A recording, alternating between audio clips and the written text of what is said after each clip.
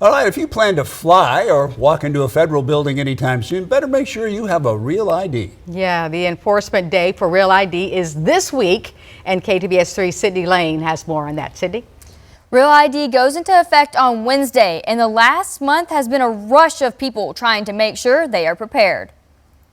After Wednesday, you can't fly on a domestic flight or go into some federal buildings without a Real ID. The best way to check if your ID is Real ID compliant is to look for a gold star in the upper right-hand corner. Real ID is an effort from the federal government to make state-issued driver's licenses and identification cards more accurate and reliable and secure.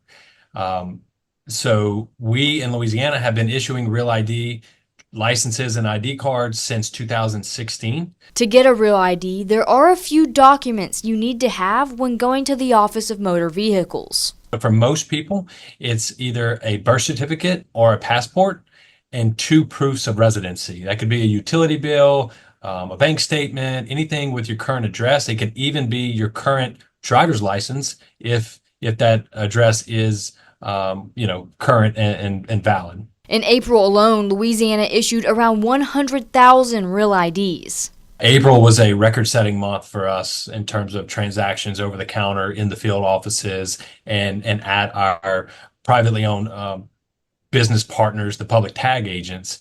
We almost did double what we do in a normal month. So we have seen a high volume of customers in and out of our offices. We are right around 1.2 million residents who have that license or ID card that's Real ID compliant. The clerk of court offices have been busy too. People have been going to get birth certificates because you have to have a real birth certificate and not just a copy of it to get a Real ID. Since we are seeing such an uptick just on our end at the clerk's office, that is happening all across the state. The system which we use can be clogged at times and overloaded. And so what we're seeing is it could be up to 2 hours wait time if you have not had an updated birth certificate since 1983.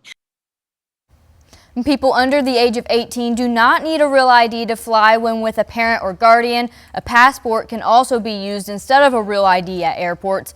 And you can still get Real IDs after May 7th. And for more information on Real IDs, you can head to ktbs.com/in case you missed it. Better not miss it if you plan on flying, though, right, Sydney? Yes, that's right. All right, thanks a lot. Brenda?